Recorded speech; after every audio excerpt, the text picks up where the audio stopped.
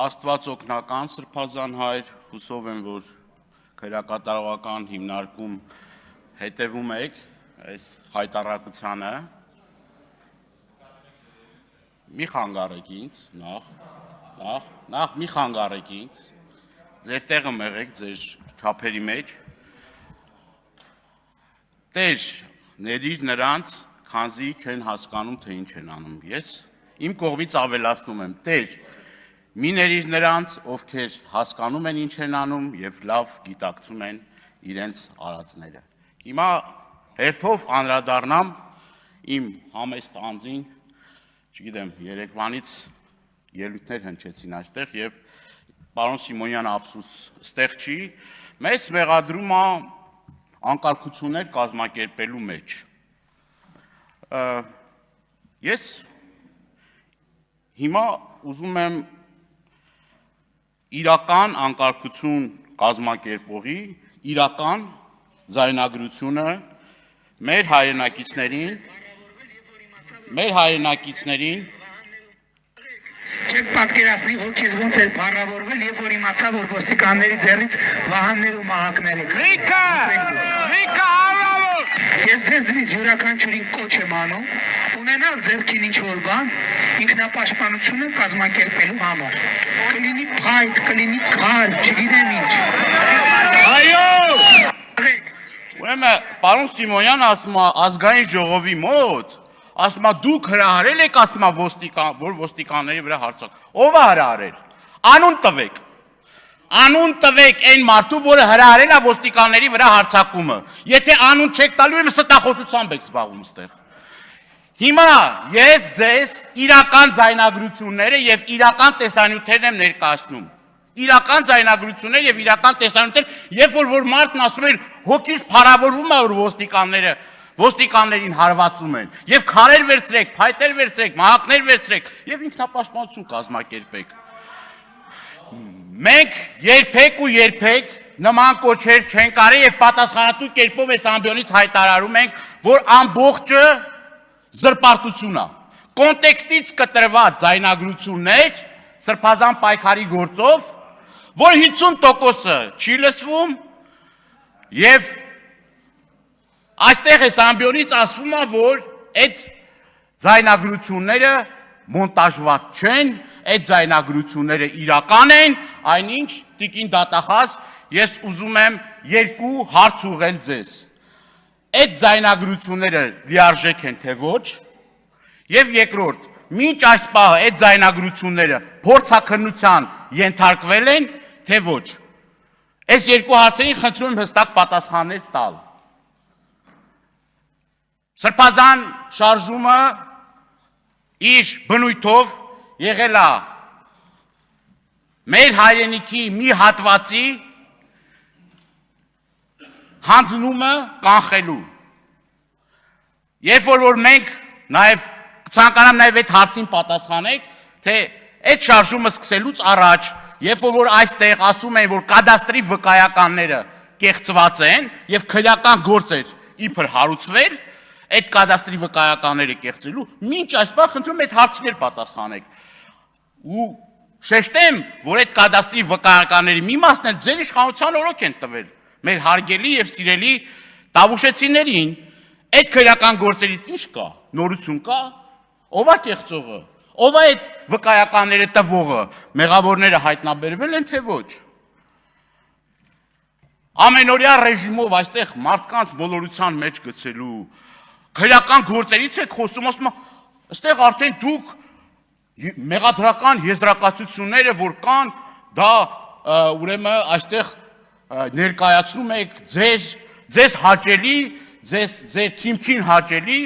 եղանակով։ Չէ, մենք ոչ թե ներկայացնում ենք, մենք արդեն քրեական գործի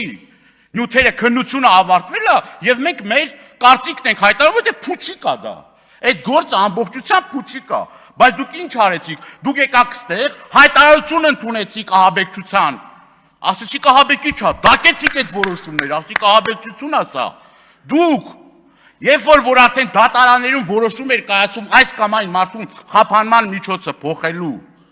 դուք ձեր հայտարարություններով ուղղորդում էիք դատական համակարգին, հեռախոսային արդարադատություն, SMS-ային արդարադատություն, էսա ձեր իրական պատկերը։ Նույն մարտի 1-ի հետ կապված, անընդհատ ասելով մարտի 1, մարտի 1-ը բացահայտված չէ, բացահայտեիք, 8 տարի իշխանության էիք, բացահայտեիք մարտի 1-ը, չէ, ձեր հեռախոսային արդարադատության հերթական գլուխգործոցը, սիրելի հայրենակիցներ, այն մարդիկ, որոնք որ խոսում են մարտի 1-ից, սիրելի հայրենակիցներ, հերթական, ուրեմն սուտն ու կեղծիքը այս ամբիոնից բացահայտենք մարտի 1-ի գործով, խնդրեմ։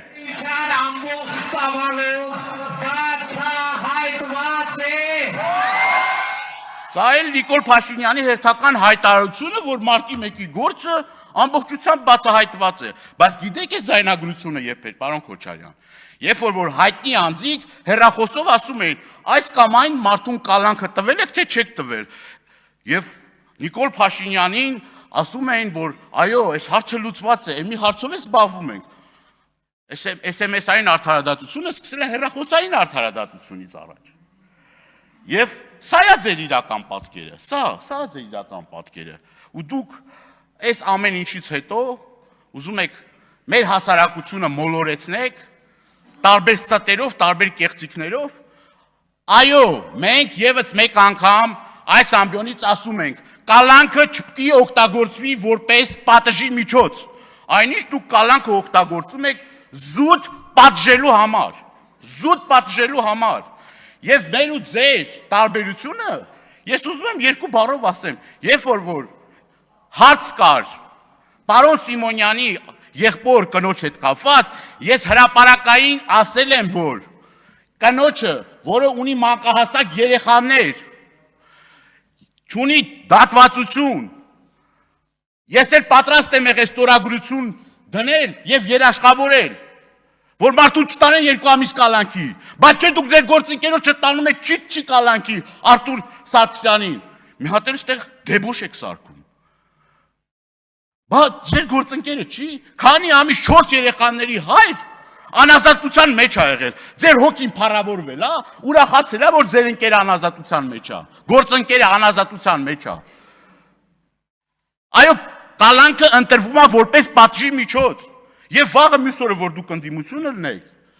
եւ որևէ անարդար վերաբերմունք լինի ձեր նկատմամբ, այո, ես դրա մասին ազգային ժողովի պատգամավոր կլինեմ, չեմ ինձ համար էական չի, խոսելու եմ դրա մասին, եւ սիրելի հայրենակիցներ, սիրելի գործընկերներ, ամեն անգամ գալով ստեղ ասում եք, գիտեք ինչ կա, դուք մեր երեխաներին տանում եք, կոտորում եք, սպանում եք, այդ ում եք ասում, այս մեր շարքերում նստած Պետրոս Մեղրյան, Շահեն Մեղրյանի եղբայրը,